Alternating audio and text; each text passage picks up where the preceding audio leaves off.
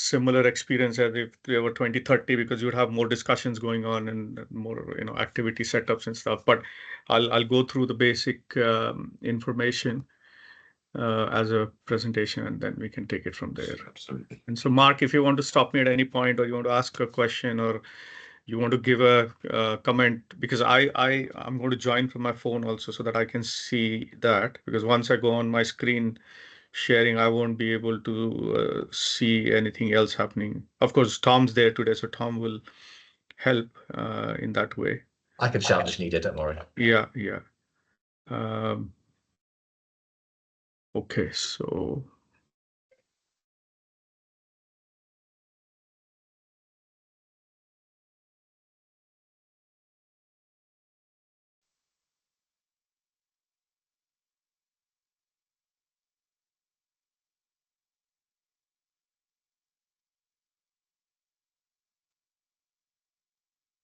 okay.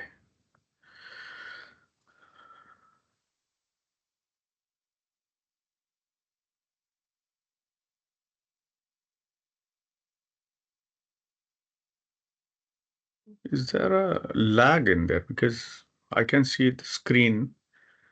It doesn't show as if it's. I can see the screen, the full slide view rather than the, sorry. Yeah, So I it's can see not. these. Yeah, it's not transferring yet onto that for some reason. Maybe a connection issue, maybe it's just slow. Let me cancel it and start again. 1 minute.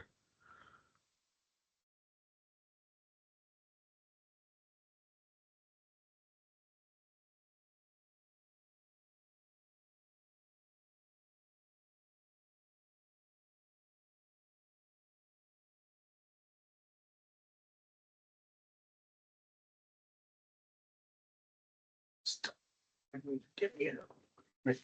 Problem. I'll just change this connection to see whether that works better.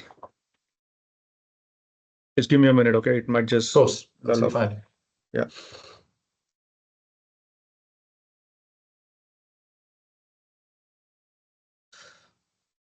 I can see you, Mark.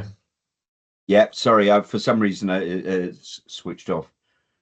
Actually, I was trying to cope with incoming messages from Nigel Yates. Perhaps he. Okay. Right. So, okay, you can hear me? Yeah, I can hear you. Okay, so let's try this now.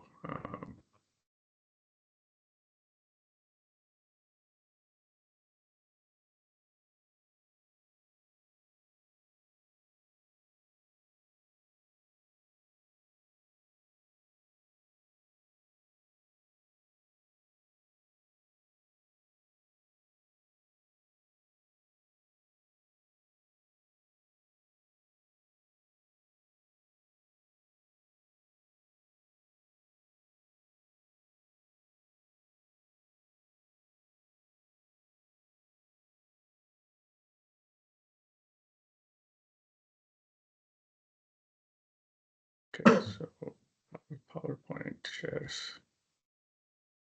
I can see Mark now. That's good.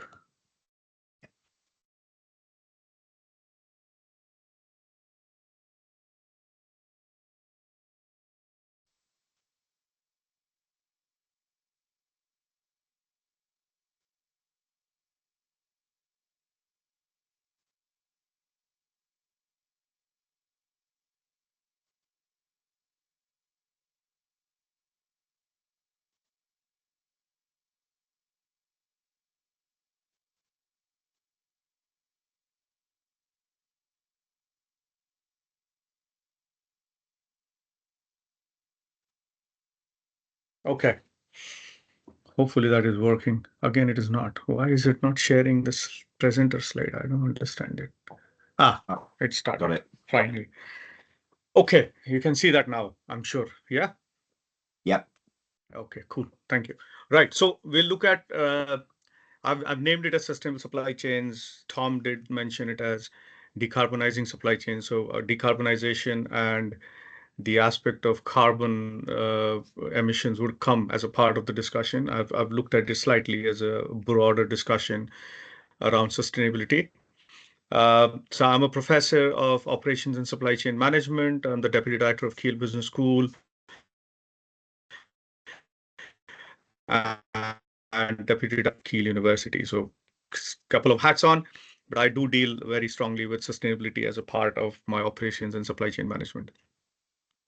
So what we're going to do today,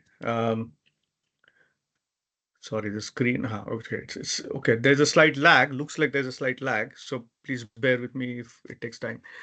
So we want to understand principles of supply chains. We will look at a triple bottom line concept. I know Tom's covered this in the first session. I'll just quickly touch upon that because that has a big impact in terms of supply chain management.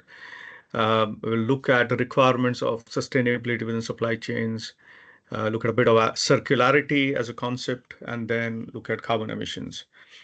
Tom, is the sound coming properly without the lag? Yeah, you're Or absolutely is there a fine. lag? Yeah. Okay, sound is fine. That's good. Okay.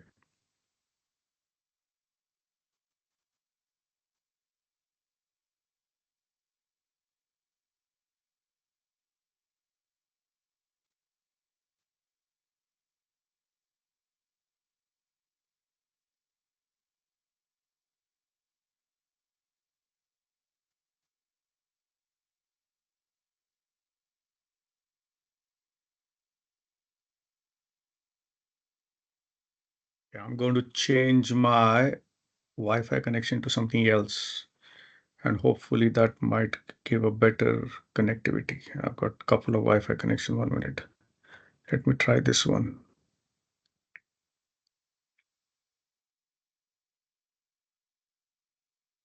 Because this is taking time to load through the system.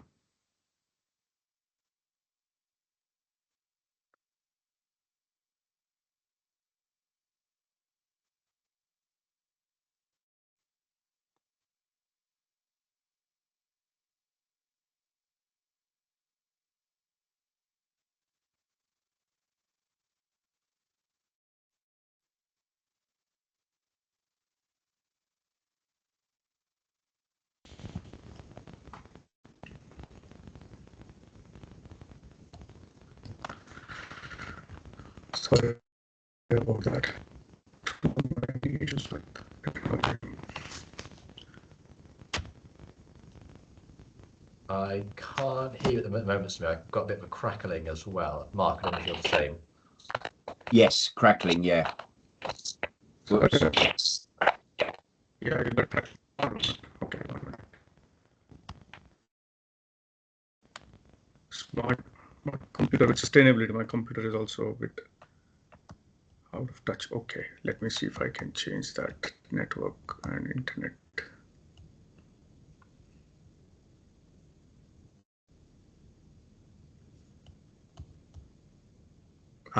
Okay, it should be better. I've got onto Ethernet now.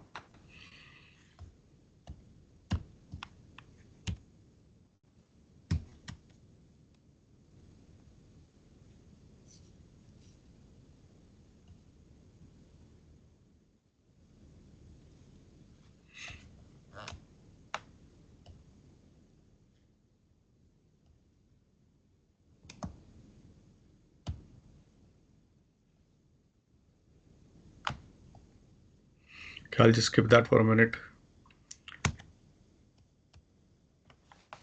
Sorry, Tom. I don't know what's wrong with the computer. It just hung up. It is fine, don't worry.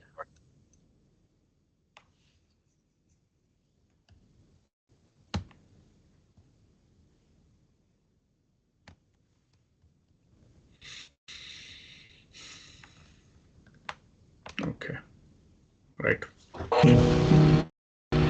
What if you could send money overseas in seconds?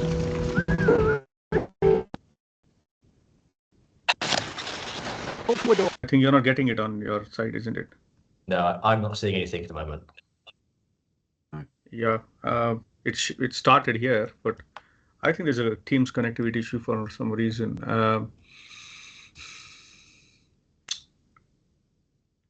Because the lag is, I'm going to stop sharing and start sharing again and see whether that Teams resolves the issue. 1 minute again. Oh, Mark, I've turned my camera off just in case that improves. I don't know if you want to do the same. Yeah. Turned it off. I'll just be back in 1 second if you can forgive that's me. fine. That's fine. That's fine. That's fine.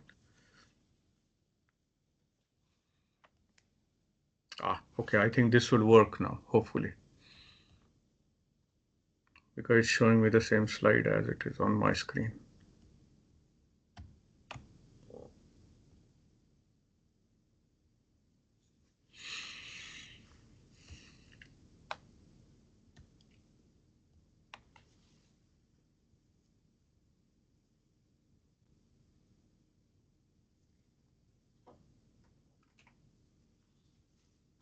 Okay.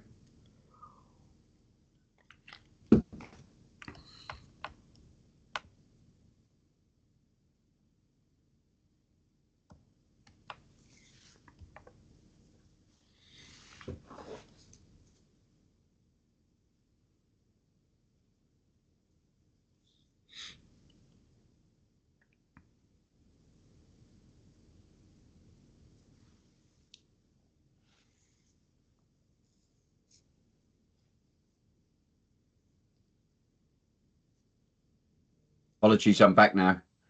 Yeah. Okay. Good. So hopefully this will work now. If you don't hear the sound, please let me know.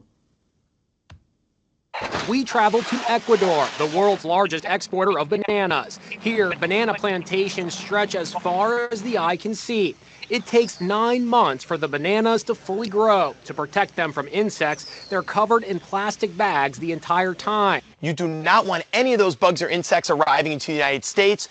Anthony Serafino is vice president of banana importer EXP Group. I'm looking for a banana that's about 8 inches in length. It's long, it can easily be ripened. Workers cut the bananas down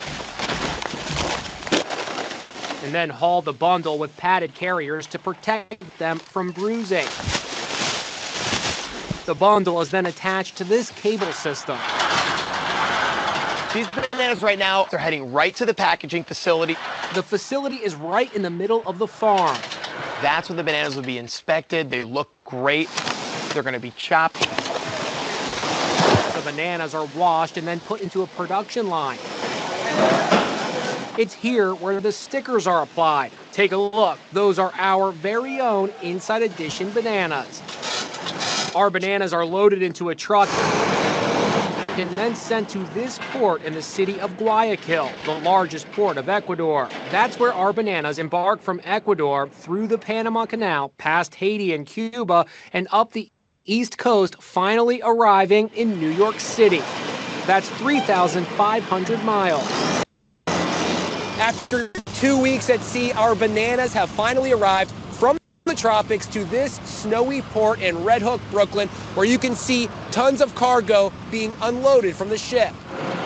But the journey isn't over. The container with our bananas is loaded onto a truck and arrives here at EXP Group's headquarters in New Jersey. Remember how green our bananas were back in Ecuador when they were harvested? All these weeks later, they're still green. They need to be ripened. Ripening could take anywhere from 72 to 96 hours. They're loaded into this room, aptly called a ripening room, where they pump in humid air and a harmless ripening gas called ethylene. Ethylene infuses the fruit to allow the ripening process to hasten. We set our bananas aside in the ripening room and recorded the process with time-lapse cameras. Over the course of 96 hours, our bananas become perfectly ripe. There you have the two boxes of the Inside Edition bananas. So these are ready to go. I can do a taste test here. Yeah, taste test. Let me know. Here, you have one too. Delicious. Oh, yeah. What do you think? Good. Sweet. Finally, our bananas are delivered to the grocery store shelf. Good, right? Very sweet.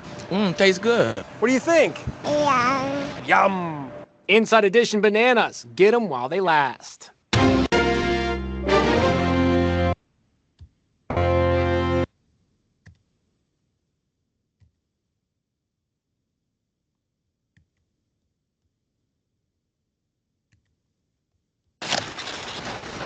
We travel to Ecuador.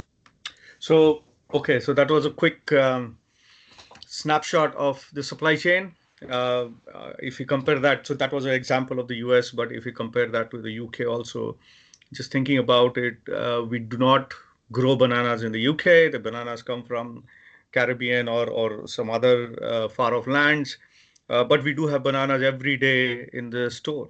There is no day where you would not find bananas available. Now, as you have seen through that supply chain video, the bananas are there in the stores every day because the bananas are ripened as per the schedule required to be in the store. They do not come ripe from the tree itself. So there is a big process behind the scenes for getting that. And then you start thinking about, for example, if you're thinking about sustainability, you're thinking about carbon emissions, you're thinking about food miles and other things associated with it. Uh, because banana becomes a staple diet in the UK, we have to go through all those processes to make sure that bananas are available in the retail environment. So what is the supply chain management, or what is supply chain management? It is management of the interconnection of organizations that relate to each other through upstream, downstream. So from any aspect of the entity in the supply chain, if you're looking at a retail environment, what is upstream of the retail environment? What is downstream of the retail environment? So the linkages between the process that produce value to the ultimate consumer in the form of products and services. So it is that movement of material from a raw material stage to where the consumer is going to utilize that in the form of a product or service, is going to pay for it. And that then becomes that linkage, that supply chain that takes you through that fulfillment process. So there are various definitions, and over last 50 years or so in the academic world, there have been additions as technology has grown, etc., to what happens within the supply chain. So you could have things, say, which talk about the sourcing, you can talk about manufacturing assembly, the tracking, order entry, order management, to something like that. It links up partners through various departments, through various external partners, suppliers, carriers, third-party companies, information system providers, etc., into that one conducive chain that at the end of the day provides what the consumer wants as the value for themselves. So that banana thing is important, but it's also important to understand that supply chain perspective and the requirements to manage it. So we find that supply chains have become very global.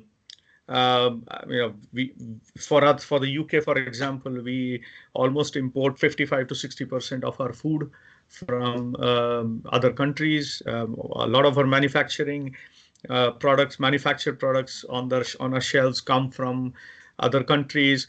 But companies have become more specialized, and they search for suppliers across the globe for low cost quality material and having that consistent source of supply. Then there is the national, international competition that's happening throughout against those criteria. But it is also about managing that inventory and managing that customer base, managing the constantly changing buying habits of the consumer base. And more so in today's world of social media and how certain things will influence customer buying habits, that has a big impact in terms of how you manage the supply chain. And then it's also the aspect of optimizing the performance, because as you go far and wide across the world, but the criteria for on-time availability, the criteria for good quality, the criteria for the low cost does not change. That stays as it is, which means you still have to keep monitoring, or perhaps more, more processes required in terms of keeping that performance up to scratch across the globe. And then you start thinking about among these criteria, then you have the bigger issues happening with climate change and the issues with disasters and changing weather patterns, and how that affects these supply chains and how that affects the movement of products from one place to the other. And that's thinking about it from the aspect of just say COVID, and when everything shut down, the only thing that was working through the system was the logistics network, because we needed the goods, we needed stuff, we needed the medicines, we needed food products, for example, we needed toilet paper, which was a big thing during COVID, and shelves running dry. So that management of that flow of material and information between the string of operations, that then helps in understanding how the supply chain moves.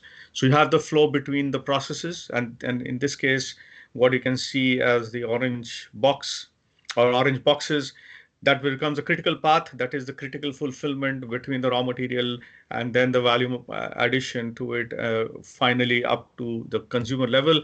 But then you do get the network of activities along that critical chain that feeds into the critical chain and make sure that that product and service is delivered to the consumer.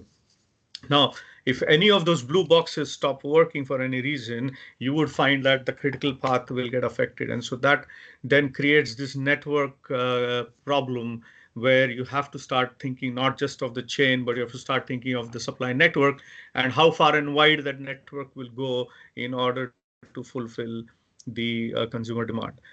Now, again, we set the demand as consumers. We set what we want. If we are not happy with it, or we want the bananas on a daily basis, and we can't, if that is not available in the retail store, that would become a big issue. And at the end of the day, when we start thinking about sustainability and we start thinking about food availability and other things, at the end of the day, there is also this issue of production versus consumption, because we are setting the rules of the game and we are setting what we need through the system or what we require, and then the system works behind the scenes to make that happen.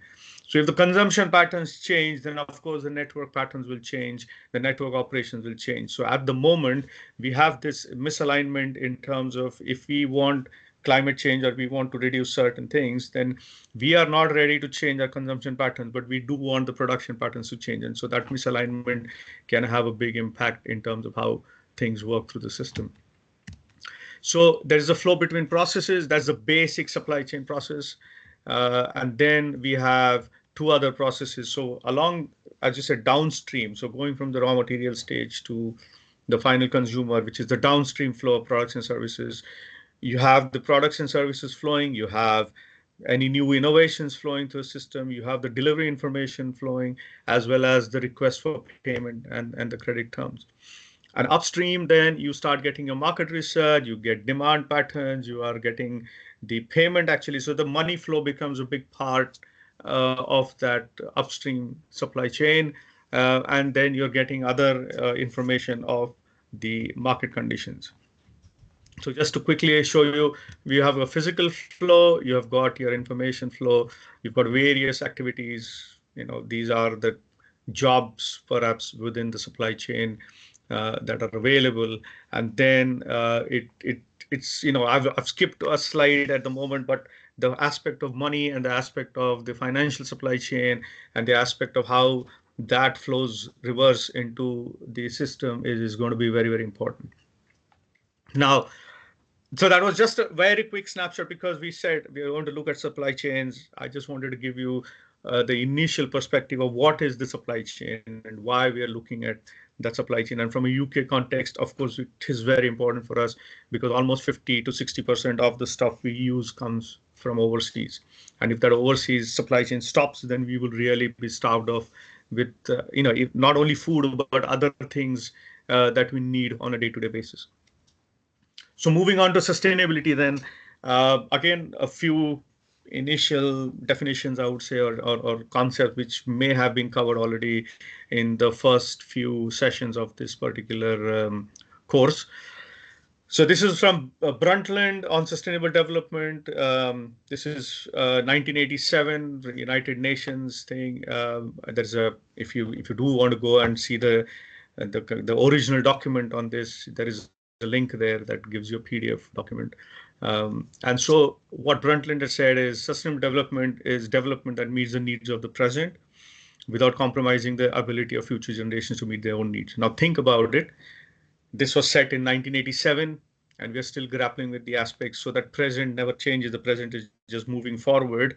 But we are still not being able to grapple with the aspects, and that comes down to this requirement basis. And as the population increases, the requirements increase, but also the fact that certain market conditions change the way things are required. So needs, in particular, essential needs of the world's poor, to which overriding priority should be given. And then the limitations we have is imposed by the state of technology available, the social organization available in terms of how countries are built or communities are built, and that the environment's ability to meet those present and future needs. The United Nations then came up with the Sustainable Development Goals as things to aspire for, to achieve. It's going back to this aspect of social organization and the environment's ability to meet it, the essential needs of the world's poor, for example. All of those kind of fit into these 17 goals that have been created by the United Nations. Now, again, when this was created, or in the last 15 years or whatever, this creation, it's not even been 15 years, but thinking about this and trying to achieve this itself is a big task and a big ask, for example. Now people would say, oh, we want to meet the 17 goals, but you can't meet the 17 goals. So if you start now filtering through sustainability policies of various companies and brands, and you start looking at their their environmental operation plans, etc., you would find that they are focused around certain of those goals, because they have realized that they can't just focus on everything at a single point of time.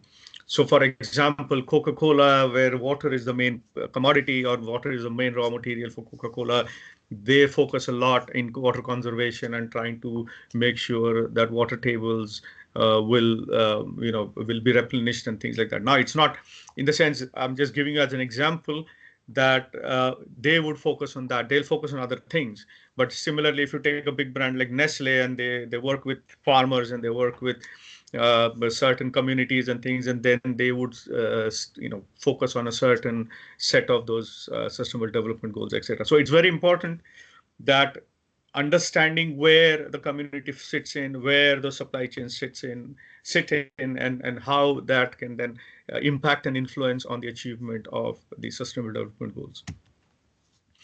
Now, triple bottom line was again introduced to you, I think, in the first session by Elkington in his book Cannibals with Forks, had put forth this. Now, of course, Elkington came back in 2018-19 and kind of put forward this notion that although I created this triple bottom line concept, it's not really working. It needs to be reframed or redesigned, because that has not achieved the goal. But as a concept, this was great in a sense, because it talked about working on multiple things at the same time to achieve sustainability, rather than focusing on things. So if you think about it rationally, those three bottom lines as identified are very important. You cannot miss out on the profit and loss account, and the profit and loss account is the one only that is being considered by the world in sense of success or failure of companies, by investment or investors. For example, it's only the bottom line, the financial bottom line, that gets measured. But of course, there has been a change of perspective or outlook over the years, where people have started looking at the social bottom line of a company and what they do for the society and how they are helping human beings and biodiversity and things like that. And then there is this aspect of the environmental norms and the greening of the planet, and how the company can look after that. So this kind of triple bottom line and I would say meshing of these three bottom lines together to achieve that one central goal is when all these three bottom lines come together is a very important task. Now, again, every company cannot do all three, but the point of the whole discussion is, when you think about this, the profit you're making, you're thinking about the society, you're thinking about the planet at the same time. And then after making sure that you've taken care of the societal benefit or a societal impact, and you've taken care of the environmental impact, the profit that you're going to be generating, that would be an optimum that you can say that it has achieved that benefit across the board, rather than just saying I've made a profit, but hey, I've harmed the communities, or I've harmed the water table of the planet, or whatever it is, or deforestation or things like that. So it is very, very important that these mesh together in understanding. That's where, coming from a supply chain perspective, and when we start thinking about, we are sourcing, say, food or products from far and wide, different parts of the globe, are we actually thinking about, or are we actually questioning what is happening to the community out there? What is happening to the society out there?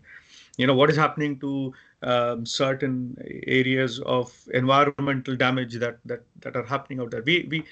We are not questioning that as a part of the supply chain, because we are only focused around, do I have the availability of the material that I want? And if that is happening and the criteria that is being measured is happening, then fair enough. You would say that, oh, the supply chain is working fine. And then you start getting into these social issues across the world. What's the impact on poverty? What's ethics in terms of responsible procurement?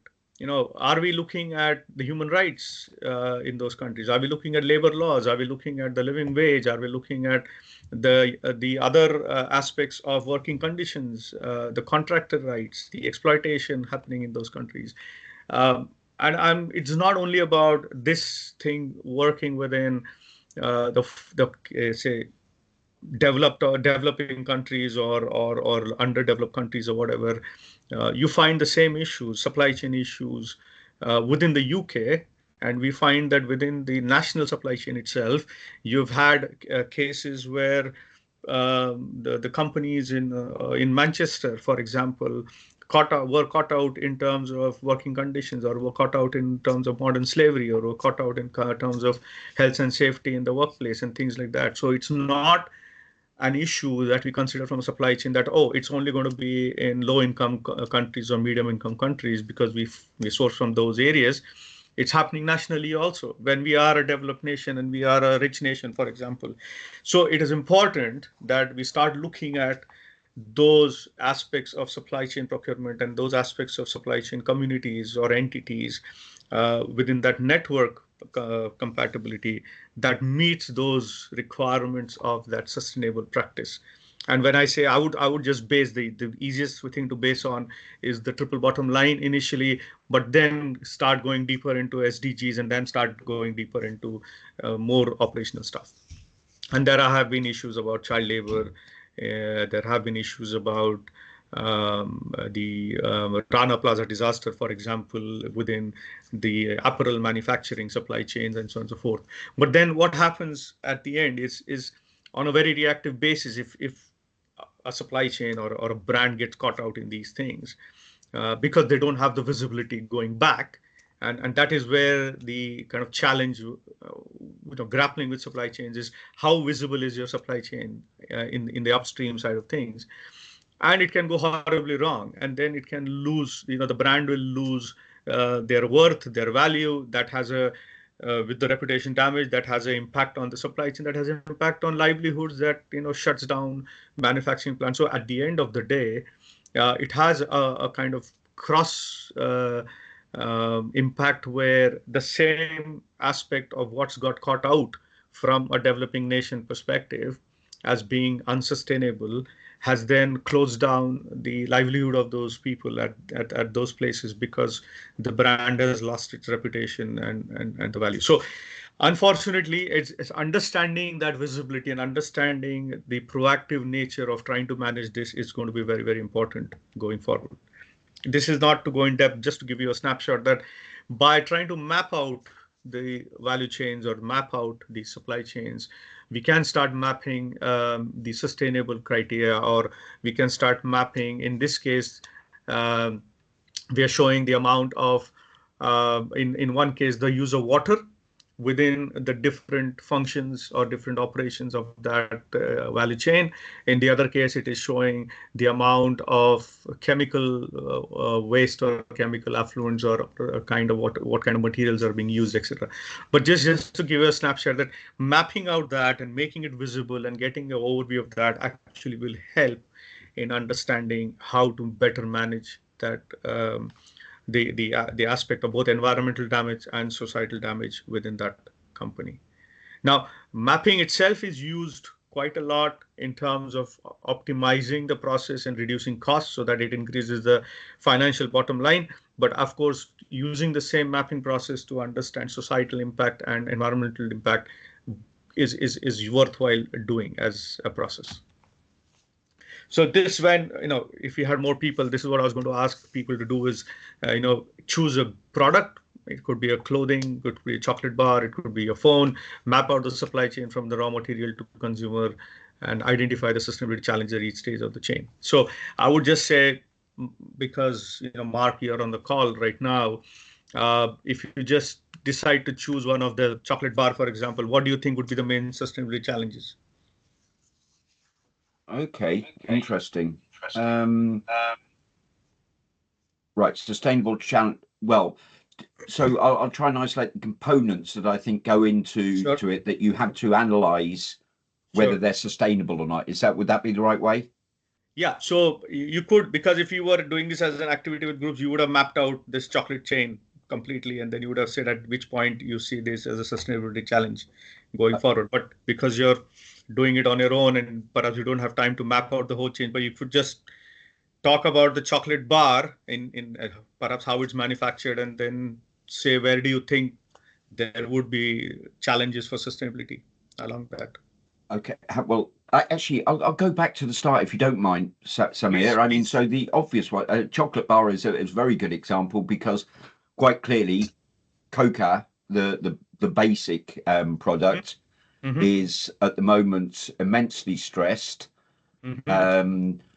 and part of that is climate change. It also involves considerable issues of social justice and equity in terms of the relationship between parts of the supply chain, further up the supply chain, Yeah. and the largely, as I understand it, largely independent growers, and their relationship to the rest of the supply chain.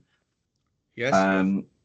Clearly, it has to be shipped, so the raw material, as I understand it, if we just focus on coca, is Yeah. actually shipped. There's not in-country manufacturing. It's still typically manufactured closer to the site of consumption. So obviously, there's all the travel, sort of food mile, the transport costs associated. Yeah. Once you get to the production site, I would say, well, energy, of course, must be a part of it. I wouldn't imagine it's a particularly high energy production process, unlike some. Must be actually the one thing I've left out is, of course, water use. I guess water use where the raw material is produced. I think the variability of water use is actually part of variability of the water needed to produce is possibly an issue. Mm-hmm. They're the main ones that jump out to me at the moment. Yeah. So if you just use a triple bottom line concept, those three lines, right? Then what you said about the growers and the aspects of social justice, for example, the right pricing of the cocoa beans, etc. There would be issues which will come under the societal bottom line in that sense. So how are companies helping the growers get the right returns for what they're growing? Then you have the environmental sustainability risks, of course, in terms of what's happening within, is deforestation happening in those areas for cocoa beans to grow, or are there some other weather conditions, or is there something else happening within the system that can have impact of environmental damage? Then, of course, with environmental, you do have the fact that cocoa, for example, from a UK perspective or European perspective, cocoa is not grown in our areas. We're bringing it across the globe from other parts to manufacture it here, which means that has the impact again of, as you have also pointed out, the movement of the material and the emissions that come out of that movement itself. Then there is the aspect where if the manufacturing process, so the material is all there, there are, from a network perspective, you've got the milk and you've got other things that come into making of the chocolate. But at the end of the day, after if the manufacturing process itself is not done properly, and there have been cases where chocolate has been, they have they've stopped the distribution of the chocolate, or they have They found issues with the chocolate on the shelves because during the manufacturing process something went wrong, or they didn't realize until it had been packaged and left there. Or for that matter, they recalled. There have been quite a few cases of chocolate recall.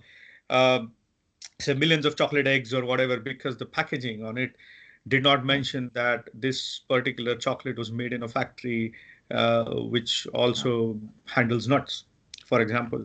Now, the chocolate is all right. Chocolate is absolutely fine, but the packaging did not have it written on it, which means there's a misplaced somewhere in the process that somebody did not check that packaging. Now, what happens is the chocolate is recalled and the chocolate is then sent off as an organic waste, which means that all that value that's come through those emissions or social justice or whatever, that value that has gone through making of the chocolate, which should have reached the consumer, is now gone into a landfill or gone into organic waste, anaerobic digester or whatever, because there's a problem with the process. So that goes back to the process optimization also, which can become a sustainability challenge because you're creating food waste by not looking at that process. So if you start creating that mapping of the chain, you can at each entity point you can start understanding perhaps what would be a challenge there, or what could be the influence of that process on sustainability of the environment in terms of not doing it. Yeah, any questions on that?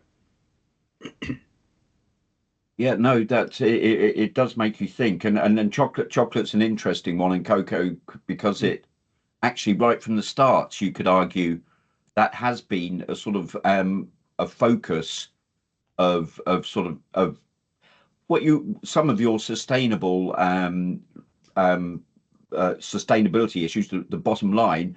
Interesting in chocolate, if you take it in the UK, that sustainability debate, which was typically formed typically framed in the way of labour relations in terms of the country of production, i.e., and as we know, that was an interesting history in the UK because of the sort of dominance of Quakers, etc. But there were still strikes. It's only in the later 20th century that we perhaps started to think further down the supply chain about those social bottom line or people bottom line issues. Yeah, absolutely. Yeah, because people were only debating it in the developed world as it affected them, not the primary producers. Yeah, absolutely. Okay, so that was the activity, and then we move on to just looking at a quick thing again. We've discussed it. Perhaps if this loads up. These are external links, so they may take time to load up.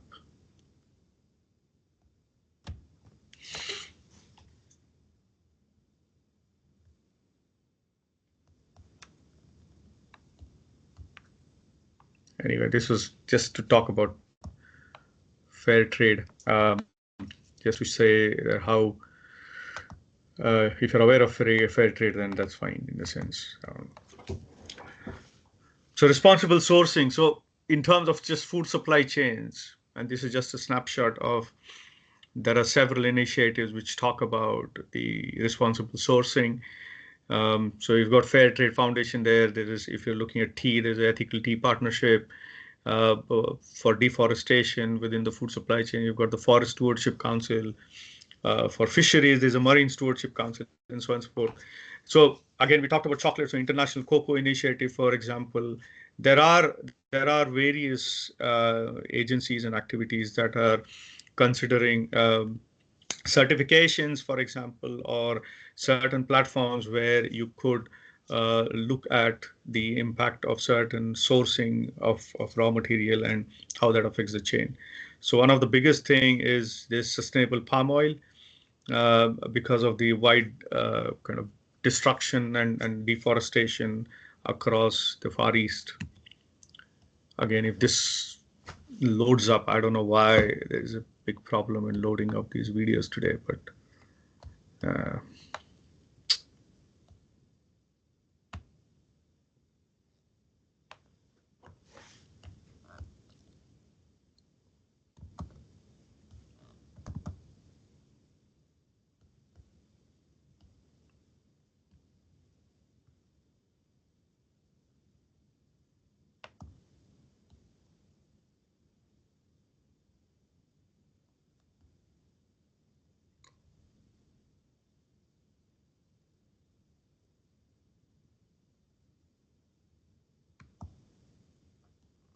Seems to be a connectivity issue with the videos for some reason. No problem. Yeah, I could send you the links later on to have a look. These are all on YouTube anyway. Okay. This one also on fair trade. I'll send you the links to it separately. Okay. No.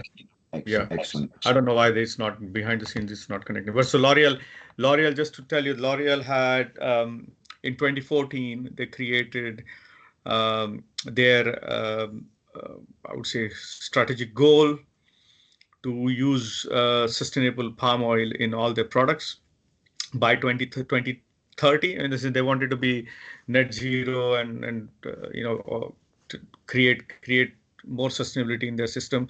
They haven't been able to do it completely by 20, they did 2020 initially. So for 6 years, they said we'll rid ourselves of any unsustainable palm oil and things like that. Now they have achieved quite a lot over the period of time, but now they have created the next bit, which is going up to 2035, and then this is completely net zero and things. So a lot of companies have been trying out, but palm oil is very important because palm oil pervades through every product. I would say not every becomes a big word, but I would say a majority of the products we utilize on a daily basis. Now, whether it is food, whether it is manufactured components, whether it is paints, whatever it is, everything has palm oil in it as the base component. And that palm oil then leads to deforestation, has led to the I would say almost extinction of orangutans in the Far East, and so on and so forth. So there is a big, it started. So L'Oreal video is coming up, unfortunately. So that creates a massive impact in terms of how big brands, so the Unilevers of this world, the cosmetic companies, in terms of the Nestle, they're all working towards sustainable palm oil, or they will work towards either substituting the palm oil with something else. But at the moment, palm oil is key for a lot of products. So this is just, of course, it is from L'Oreal. So I'm not advertising L'Oreal, but just gives you a snapshot of the whole difficulty behind palm oil sourcing and why it is important that we really have a look at this supply chain. For our Sustainable Development Programme, Sharing Beauty with All, we made a commitment in 2014 to zero deforestation by 2020. By making this commitment, we want to guarantee that none of the ingredients or materials we use to make our products are associated with deforestation. L'Oréal has committed to be exemplary on palm. On utilise très peu d'huile de palme chez L'Oréal, moins de 1000 tonnes par an. En revanche, nous utilisons beaucoup de dérivés d'huile de palme. Plus de 60 000 tonnes qui se répartissent équitablement entre des dérivés d'huile de palme et des dérivés d'huile de palmiste. Tout cela reste très faible par rapport à la consommation mondiale d'huile de palme qui est de plus de 50 millions de tonnes par an. Mais pour autant, 100% de nos matières premières d'origine renouvelable doivent être sourcées de façon durable. The palm oil derivatives we buy to make, among others, glycerine or alcohols come from Indonesia and Malaysia, two countries where 80% of worldwide production is concentrated. In Indonesia, palm oil production has been the #1 cause of deforestation since 2007. Each year, hundreds of hectares of primary forests go up in smoke, destroying a carbon sink that is crucial for the planet. The fires also threaten a number of species of animals whose natural habitat is disappearing. At the same time, another social and human reality is at stake. 40% of the palm oil used as a raw material is produced by smallholders, for whom it is an essential source of income. In Indonesia, growing oil palms can enable a family to overcome poverty in 1 generation. And in view of constantly growing worldwide demand, market outlets for palm oil production are guaranteed. How to act responsibly in such a context? We have taken action in 3 phases. Firstly, since 2010, 100% of the palm oil volumes we use has been certified via the international RSPO segregated traceability model, which is one of the most demanding. But then we wanted to go 1 step further by understanding and tracking down a very complex supply chain. Entre l'huile de palme que nous allons recevoir ou que nos fournisseurs font recevoir et les produits finis, il y a de multiples étapes de transformation. Mais la complexité vient aussi du fait qu'entre le palmier à huile, la plantation et l'huile de palme, il y a là aussi de multiples intermédiaires. In partnership with our suppliers, we have committed to an ambitious traceability approach, from the delivery of the refined raw material used in the composition of our products to the plantation. Last but not least, and over and above the necessary control of good practices at every step of our supply chain, we have, along with NGOs, put in place projects with smallholders, enabling them to live from their activity by guaranteeing to purchase what they produce, whilst also helping them to respect the environment. This is what our approach really means. Always try to do our best with what we have in our hands.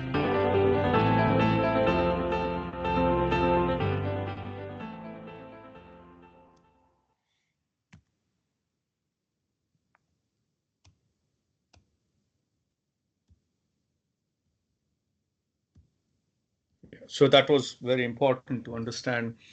So they talked about the visibility, and they talked about the kind of traceability through the chain, and the traceability is one of the most difficult bits. Now, there are certain supply chains, for example, pharma, to an extent, well, not fully food, but some of the food items. But if you look at space travel or aeronautical, then you have a complete traceability of the supply chain. But it's not, the traceability is not completely there in terms of other areas of activity, and that becomes quite a difficult proposition, and that creates the problems for sustainability also. So one of the things is redesigning the supply chain and making it, or designing it to be green. So you forward plan it to try and remove the carbon through the chain. You locate warehouses and distribution centers at certain places that reduces those carbon emissions. You understand from the forward planning where certain items are and entities are, and you can do a bit of traceability in that. How do you reconfigure distribution networks, et cetera, et cetera. So this is just from the movement side of things, not so much as the sourcing. But if you think about, if I say fair trade sourcing, then you have that bit covered, but then it moves on to the movement side of things. So trying to redesign the supply chain from a green perspective, rather than a cost perspective, or rather than a on-time delivery perspective, that may be another solution to try and forward plan. Then there is the aspect of reverse logistics. So what happens at the end of life for products? Gone are the days where you just go to a landfill. So how do we manage the movement of end of life products? How do we manage the movement of defective, damaged, unwanted products? So with a lot of online shopping, and we don't know what we are shopping, we just see it on the screen and we think we want it reaches, and then we say, sorry, this doesn't serve our purpose, want to send it back. So that aspect of that return, that becomes a problem. What happens with the return of packaging? What happens with the return of pallets, the containers, barrels? So there is this whole aspect of trying to figure out this reverse flow or return flow between that closed loop supply chain perspective. And so it starts getting important that we are not looking at supply chain just as a forward chain. So in the initial stages of this session, we looked at the supply chain as that material flowing from the raw material to the consumer. But then we have to start thinking about supply chains as being just it's not the final culmination point is the consumer, but actually the supply chain may have a culmination point back to the raw material stage. And this is where we start getting into the next bit of the session, if it loads. As I said, these YouTube videos are taking a long time to load through the system. So that the return part, where whether it is defective, or whether we have the in any kind of shopping scenario, we have a 14-day guarantee that we can return whatever we want within that 14-day period. So that then becomes a problem of the system itself. So I'm just going to wait for a minute to see whether this thing loads or not. Hopefully it'll load. It would have been perhaps easier to just... Snake, can I be back in 1 second? Please take a break. Yeah, Yes, thanks. that will be better. Take a 5-minute break if you want. Okay. Yeah. We're being lucky with these videos, aren't we, Samir? It's really interesting, Oh, and they're just not working. I don't know why it is taking time to load. It may be some bandwidth issue, I guess. But I've gone on now it's loading. See, I've gone on Ethernet for it. Yeah. Through the Ethernet also, it's taking its time to load. Unfortunately, for some reason. But it'll load. It's loading right now. Yeah, I'm going to grab a quick glass of water as well in this 5 minutes, right? Yeah, please.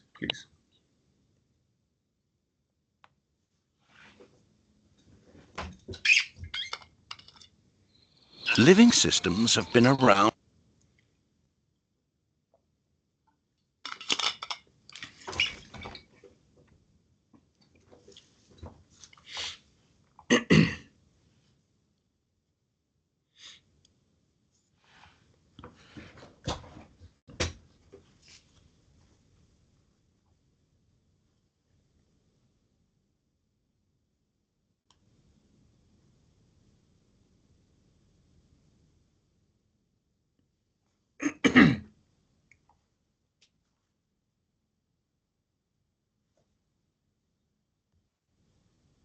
Sorry, Samir, I'm back. That's fine. We'll just wait for Tom to come back. Okay. This is fascinating. Even when you have been in a subject for a few years, kind of going back to basic principles really is important, and gives you ways of thinking about things you've been wrestling with in all kinds of unexpected ways. Yeah,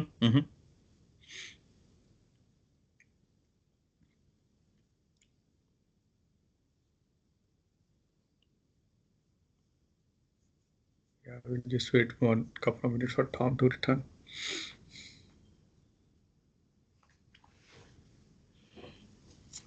Somehow the connectivity between my computer and YouTube today is a bit shambolic.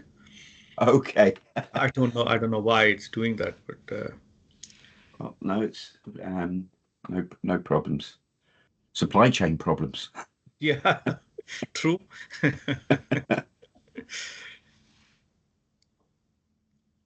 So there's just out of interest, the European Union for the last I would say 6-7 years has been grappling with this idea called the physical internet, and they're really pushing that concept out. And so they have this strategy called Physical Internet 2050. So by 2050, they want that this concept is fully applied and implemented and done across the European Union.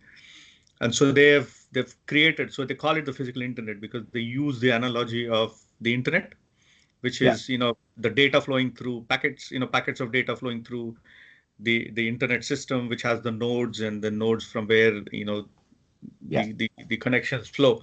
And so they're trying to create, or the idea is to create this similar kind of network of logistics environment across the European Union, where there is interoperability of consignments, there is the hubs and the nodes, etc., and then the certain roads and certain connections that work through these nodes, which then creates more sustainable transportation, which creates more organized transportation and things like that. So there is this whole idea called the physical internet. But anyway, it's still 30 years for it to go through.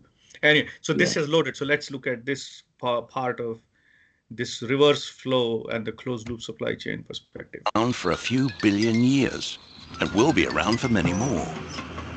In the living world, there's no landfill. Instead, materials flow. One species' waste is another's food. Energy is provided by the sun. Things grow, then die, and nutrients return to the soil safely.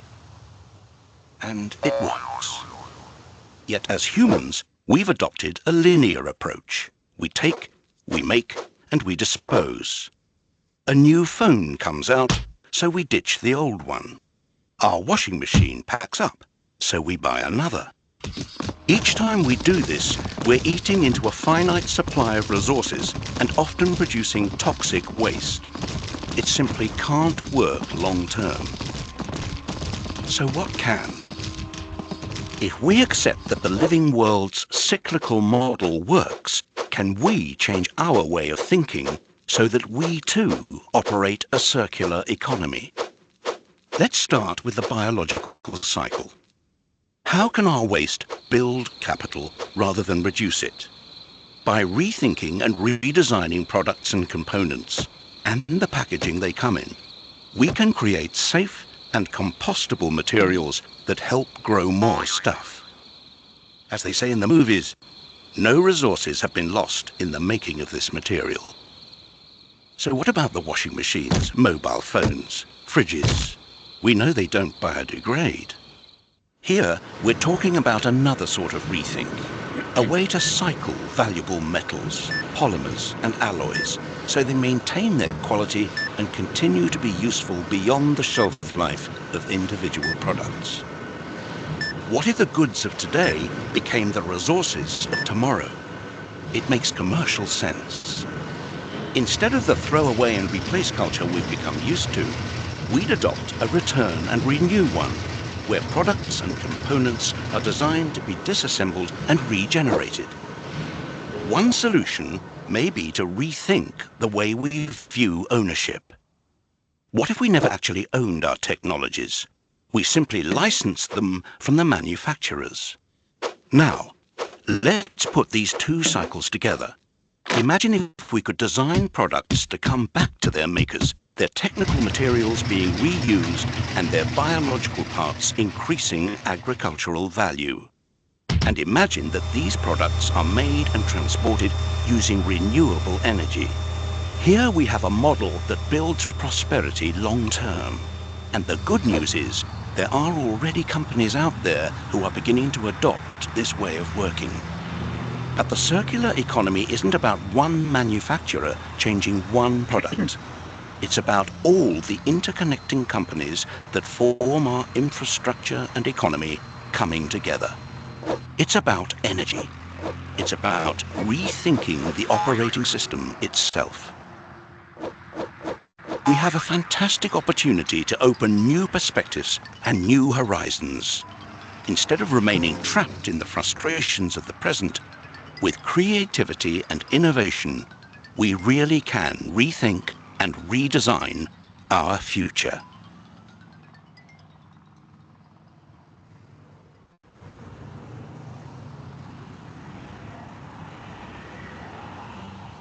So that's from the Ellen MacArthur Foundation.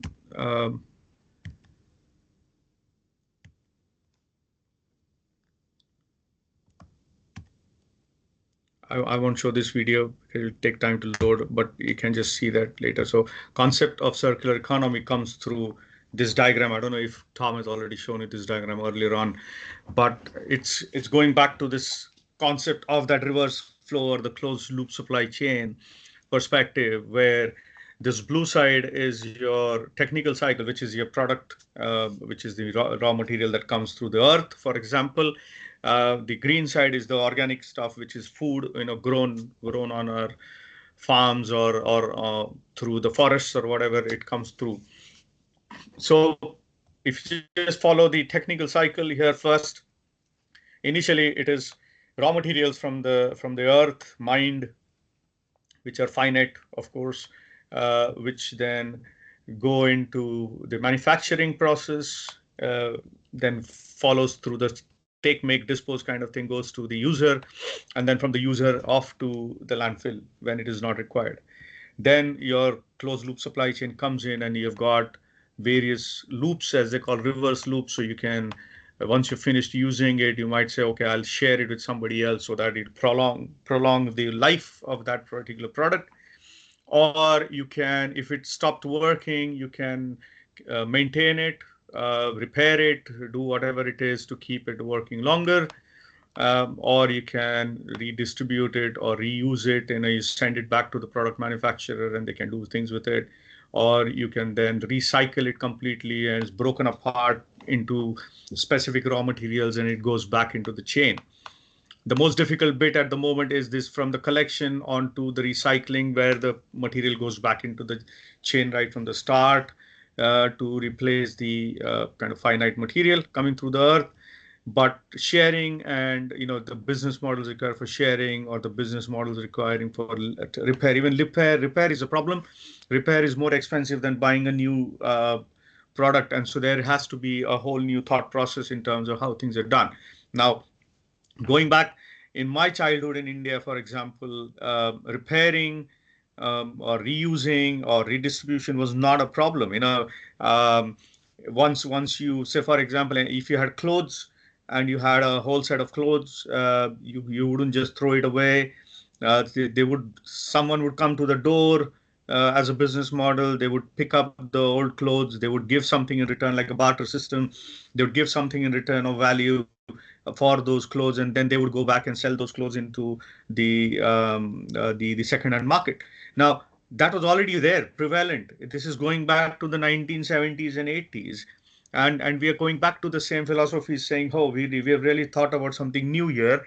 Actually, it is not, because over the period of time, we have come to a point in the supply chain and the manufacturing process that we have got so much of cost efficiency that we are creating more and more products using the finite materials that cannot be repaired, or it cannot be repaired easily. It's easier to buy because the cost has come so cheap that you can just throw it away. And so now we are coming to a point where we are kind of creating these reverse loops to try and get these different methodologies done, which we have lost out over the last 20-25 years. Similarly, within the food side of things, or organic supply chain side of things, once you've had the food, now food may be able to be shared. There's this lot. Some of the food could go into the system, or could be so, like supermarkets now in France.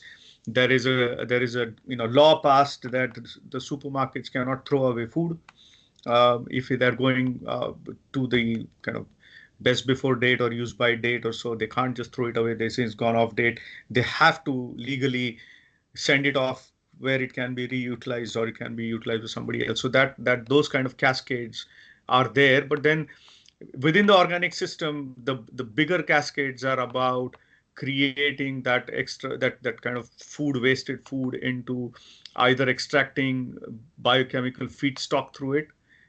So, for example, from the waste fish production, you can distill. It is a process called valorization. You can remove certain nutrients out of it and make it into vitamin capsules, or other biochemical feedstock used in the other food manufacturing processes, for example. Or the kind of easiest thing that people are trying to do right now is, whatever is the waste food is collected and sent into an anaerobic digester, which then gets created into biogas. And from the anaerobic digester, the kind of the waste material out of that is actually organic fertilizer. Then that can be sent back into the farming system, and it used as a material for growing. So this bit of the organic, loop, or I would say supply chain or circular economy, works around either trying to extract certain nutrients out of, because the organic, has a finite life. The organic material, it is going to go off. Whereas on the blue side of things, it has a shelf life that can go on perpetually until you decide that nothing can be done with it. But technically, we should be arriving at a point where the supply chain should be able to utilize each and every component, each and every raw material out of the product to back into the forward supply chain. And this is where the kind of challenges lie within product design and manufacturing. And so the circular economy has three principles: design out waste and pollution. So this is during the design of the product itself, or the design of the service itself, that we are trying to design out the waste that could be formulated by the user or created by the user. So the pollution needs to be removed right at the start of the process rather than at the end of the process. Now, that is also meaning that there are processes now in the last 20 years being developed where they've tried to remove the material required in a product. So some of the products which perhaps required, I don't know, 100 kilo of steel now would require only about 30 or 35 kilos of steel, for example, because they've designed the product in such a way that, it is low weight and it has a requirement of low material, etc. Then how do you design products that can be easily reused, repaired, or remanufactured? So that dismantling, the disassembly, the repair, the availability of the repair kind of products in the system or repaired parts in the system, how do you keep that in circulation? And finally, regenerate natural things. So whatever is organic, don't let it degrade. Try and make sure that it can be reused into the system or in a natural state. So these are the basic principles of that supply chain, or say circular economy. But there are there's misconceptions that lie. Misconception one, it is all about making better use of waste. It is not, because the whole point is we do not create waste in the first instance. So we have to be better at actually creating those products. It's only about recycling more. It is not about recycling more as a circular economy, because recycling is just one part of it. Technically, you should be creating products. So if you balance out production versus consumption, if you do need the product, yes, you put it into the supply chain. If you don't need the product, then it should not be there creating more waste in the system for recycling. It's all about efficiency, not necessarily because efficiency means that you're optimizing everything. It is more about the needs and what is really required and the use of that. Circular economy is a new word for sustainability, not really just one part of the sustainable paradigm.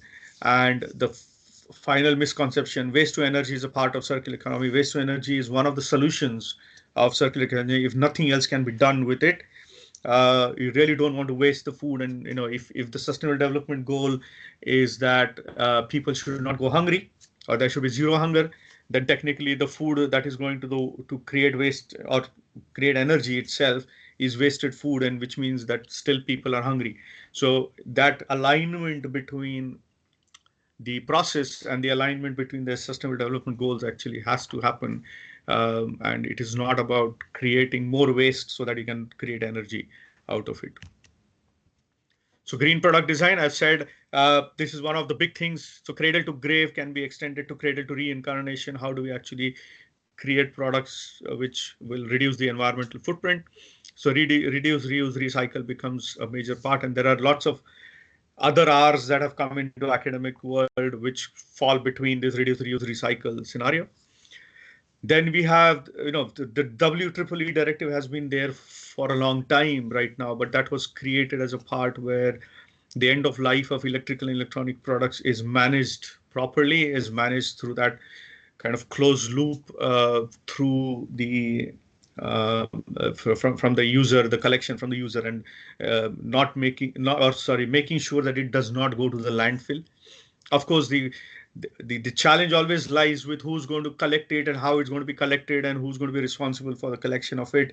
But also the WEEE directive says that at the end of life, the product should go back to the manufacturer. So if the manufacturer is based in Thailand or Far East or somewhere else, where it will create more sustainability issues of trying to send that used product back through the supply chain there. So what can be done internally by the brand or the manufacturer to make sure that the products and the components of that can be reutilized better through the system. Then we have the extended producer responsibility legality. There's a law or a directive within the European Union as well as in the UK. Now, in the UK, this is more focused at the moment on packaging, extended producer responsibility to take up packaging, to reclaim the packaging and do things with it. But it is going to get deep into every product or every service that goes through the system, because then the packaging itself. So look at food or look at other products that come through the retail environment. If it's the producer responsibility to take back all that packaging, then you need a whole supply chain that tries to take the packaging through the system again, which can cause more sustainability issues if it is not done in the right way. And then finally, the single-use plastic scenario, with plastics all pervasive everywhere. But there is also a debate that our food waste is reduced because we have plastic. plastic has been utilized to keep the food in the right conditions, keep it longer, etc., etc. But unless we find a solution to that, no, to that plastic scenario, so that again falls within the extended producer responsibility. That if it is plastic within the system, and you can see all the plastic is recyclable in a certain way. You see, most of the packaging that comes to us through the food items or whatever is not recyclable. It's not going back into the closed loop supply chain. So that itself becomes a bigger issue to think about from a supply chain perspective. So there are certain practices. So you need pre-qualification of suppliers. You need to start looking at environmental requirements. We talked about this triple bottom line scenario where you're looking at environmental performance. We're looking at social performance back home. We're looking at how that supplier context is visible, traceable. Do we understand what's happening in terms of the whole supply chain upstream? Whether the suppliers are informed well, they have the standardized requirements, whether they are supported and provided in terms of trying to achieve those environmental concerns and social concerns. So it is not only the easier task or the easier way that most companies do, or even in the public sector for that matter, they would just do a audit and say, oh, you're no longer useful because you're not meeting the requirements, rather than saying that how do we make you ready for the environmental side, or how do we make, so you need to support the supply chain, you need to support them, rather than, because to align that, you can't just delist a supplier because they are not meeting certain norms, because then you're creating a social problem, because you're reducing the livelihood. So one aspect, trying to meet one sustainable development goal may have an impact, negative impact on another sustainable goal. So it is the alignment and the kind of joint up thinking that is required in order to achieve the benefits of that that supply chain practice. So this is then going quickly into that whole aspect of decarbonization, because carbon emissions then become a bigger issue within all the supply chain perspective. No, so carbon is formed at every activity within the chain, whether it is manufacturing, whether it is movement of material, whether it is mining, growing, agriculture, whatever it is. So every activity within that is going to create carbon emissions. And those greenhouse gases, then these will include methane, water vapor, carbon dioxide, and nitrous oxide. We are creating more of these gases as we start increasing our production patterns and consumption patterns, whether we need it or not. You look around, you look at the sales, you look at the amount of material that is in the stores which is unsold, you look at food in the shops, retail environment. We talk about SDG goal of zero hunger, but you'll think about the food on the on the retail shelves, and that's going waste, for example, or the buy one get one free offers, or buy one get two free offers, or whatever it is that people take up. And then a lot of the food waste is actually in our refrigerators at home and our cupboard, because we buy stuff which you don't need. One of the biggest issues is the refrigerant gases. So chlorofluorocarbons, which has been removed from the system, but it's been replaced by hydrofluorocarbons, which are still a problem.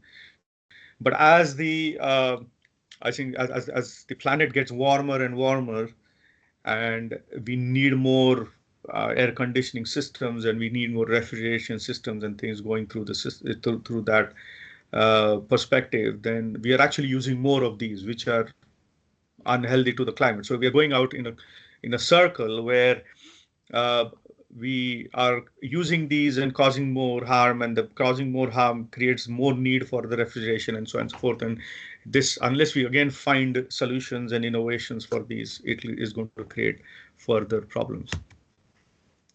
So COP is this conference of parties that was created, with the countries coming together. There's an international Kyoto Protocol that called initially for a 60% reduction in carbon emissions by 2050. Of course, since then, with the Paris Agreement in 2015, COP21. So after 21 years, they decided that if we can't really go on, and we have to strive for 1.5 degrees Celsius increase. If it goes above 2, then we are all doomed. But now COP26, they said we are going to surpass the 1.5, which is not going to be possible by 2100. So they have said by 2100, if we can go up to plus 2.1, which itself is a problem, that is going to still cause further issues. So this is a major problem for all of us. Recently, the pledges that were given across the world. So, for example, China, India, with their populations, and if you start looking at per capita, then they're still lower than the UK or the US in terms of carbon emissions and things like that. And they have agreed that they would try and achieve net zero by 2070. But if you look at what China and India are progressing in terms of sustainability, they're far greater than what we are doing in the Western world, or say in the developed world. So there is going to be this issue around net zero carbon emissions, the issue about fossil fuels for cars, fossil fuels for energy, and we have looked at how we put in energy, electric cars into the market, and we created policies for it in the UK, and they have not progressed that favorably, because we do not have the infrastructure for charging, and we do not have the materials for the battery technology, and so on and so forth. So that's going to cause all sorts of issues as we go through this transition for net zero. Ending and reversing deforestation. We need more afforestation. We need more forestation for basically as carbon capture or carbon sinks going through. But actually, we are at the moment with our production consumption patterns, we are into more deforestation. And so the pledge is there to try and reverse that, to end that. But again, it's a pledge. It all depends on operational plans for making it happen. And finally, cutting methane emissions. But again, this is a problem because as the polar ice melts and more methane gets into the atmosphere, there will be no control on us in terms of how we can control that. So there is a lot of stuff happening behind the scenes in terms of how the world is going to move. But it is important because at the end of the day, everything is connected through global supply chains.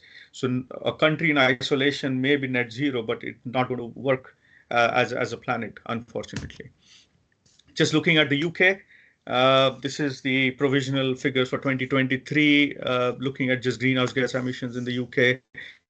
Domestic transportation is 29%. This is reduced by 2%. In 2022 was 31%. So to an extent, there's a little bit, improvement in that.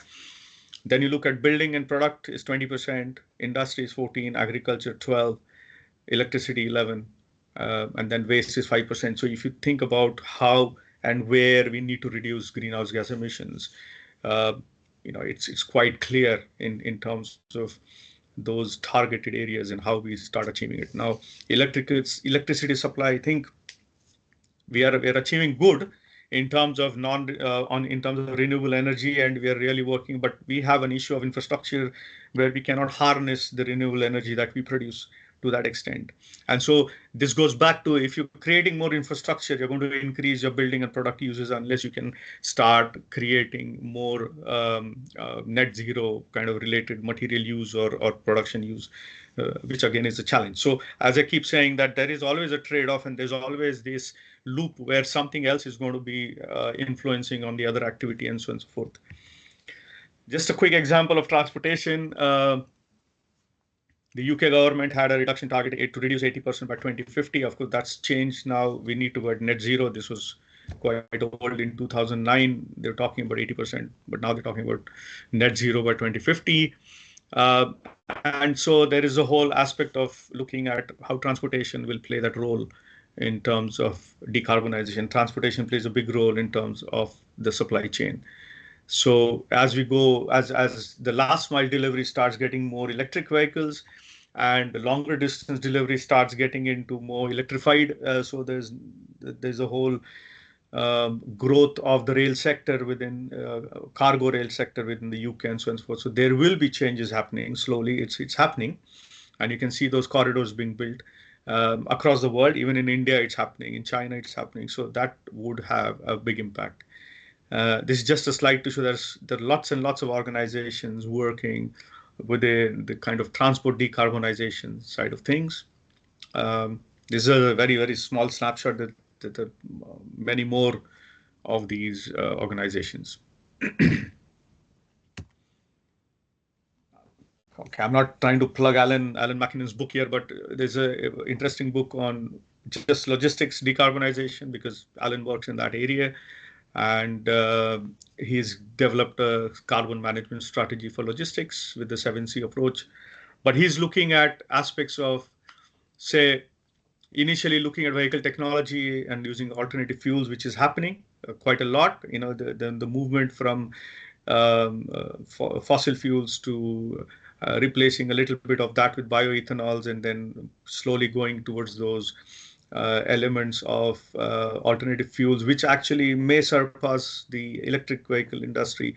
And that's going to have this now there's a whole structural issue happening or a market issue happening within that industry right now, automotive industry, to get better vehicle maintenance, keeping it in working condition, proper working condition, driving habits of people. Now, of course, this is more on the fossil fuel side of things in the driving habits and how they use it. If it's electric vehicles, of course, it's not going to matter so much in terms of how much fuel is wasted in every time you brake or you accelerate faster or whatever. The load on the vehicles, and how much it is loaded optimally so that it reduces the carbon emissions coming out of the fuel use, how the logistics system is designed, where are the warehouses and things. This is going back to what I talked about, Mark, with the physical internet 2050, which is you're looking at that supply chain structure and logistics system design to make sure that everything is optimized, and you can then measure and you can understand decarbonization happening through that systematic change. I'm not going to go in depth, but just to give an example, this is the European Paper Confederation of European Paper Industries, which manufactures paper, and it talks about transport decarbonization, but it also has the sustainability side of things. So just a quick case example to say that what are they looking at in terms of decarbonizing their transport infrastructure by 2050. So vehicle fuel efficiency, we've talked about that. Shift of fuel to alternative fuels, looking at logistics efficiency, optimization of routes, optimization of structural changes. What are the digital solutions they will use to create that optimization? Because the control towers and the GPS navigations, etc., can then optimize the requirements of fuel and the routes, etc. And finally, innovation deployment that's needed across the board to make sure over the next 30 years or whatever they can achieve the net zero. But then European Union itself, the need of the policies coming through, there has to be these decarbonization driven intermodal policies. There has to be rules and regulations that flow through the EU that, so we are out of the EU now with the Brexit, but of course, if you were part of EU, that would have had an impact in terms of the harmonized rules and regulations. What are the kind of data and infrastructure development through for the movement of goods, a digital single market for digitalization, how can we exploit that, and a lot of focus on EU R&D for decarbonization of transport. So this is just going back to how the EU is working towards certain aspects of transport decarbonization. When I say transport, I look at freight transport and not so much as passenger transport right now. So I think Tom touched upon the scopes within the first session, and this aspect of the scopes from a greenhouse gas emissions protocol as to what, when we talk about net zero, we're talking about net zero based on 3 scopes: scope 1, scope 2, scope 3. Scope 1 is a direct scope, is whatever we operate on as a company, as an organization, whether it's a product manufacturing, as a service manufacturing, whatever we do, are we net zero? Do we know how much carbon we are expelling and what we're doing with our processes and etc. And a lot of it is based on energy requirements. A lot of it. So I know of companies who would say they're net zero, but it is not that they're not expelling. They've stopped expelling carbon because carbon is already going to get expelled in the atmosphere for sure. That is because that's a part and parcel of the process. But then they talk about themselves being net zero or even negative zero because they are generating their own electricity, or they have a wind farm on campus or things like, and they say that, look, we are putting energy back into the grid, which means we have reduced the energy required or the fuel required for the country to create energy. So that way we are calculating that we are net zero. So technically, even I would say even the measurement of what this is, when you say carbon net zero, we are not reducing carbon, because anything that burns is going to have carbon. Anything you do manufacturing is going to create carbon. It's a natural part of the process. So it has to go back to the production consumption patterns also. So that is the scope 1. Scope 2 is the energy that you will buy, you purchase from externally. If you are making your own energy, that's great, not a problem. But if you are going to purchase from external sources, is it made from renewable rather than non-renewable sources? So that's scope 2.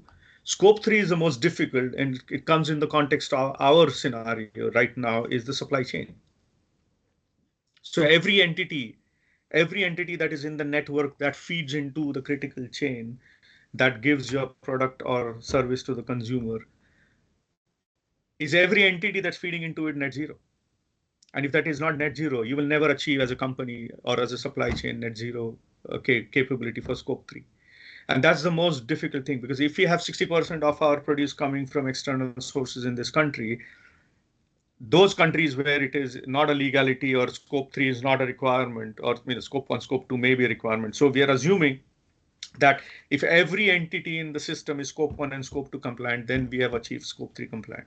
So transparency, traceability, and mapping of that supply chain for scope 3 is going to be the most difficult bit in the system. And that is where companies, countries will grapple with for net zero capability across, say, even 2050, for example.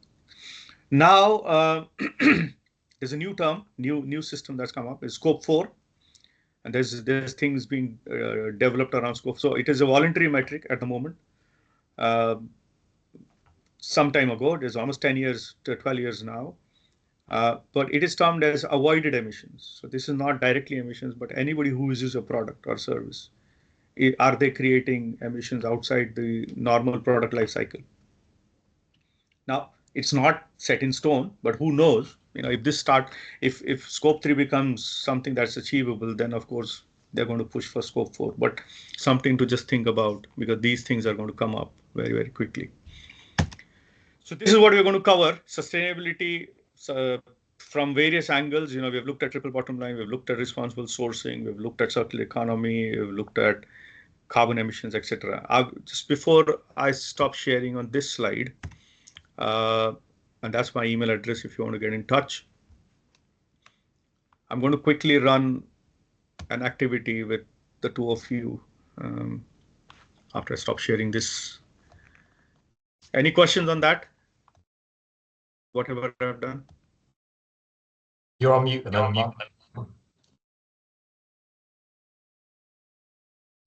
No, I think I got it all. I'm intrigued by scope 4, and I'll look at it. Look at that in sort of more detail. So thank you for alerting me to that one, Samir. Thank you. I'll just quickly. Maybe Tom has already done this in the past, but I don't know if you're aware of this very, very interesting CNN. Do you know of this quiz, Tom?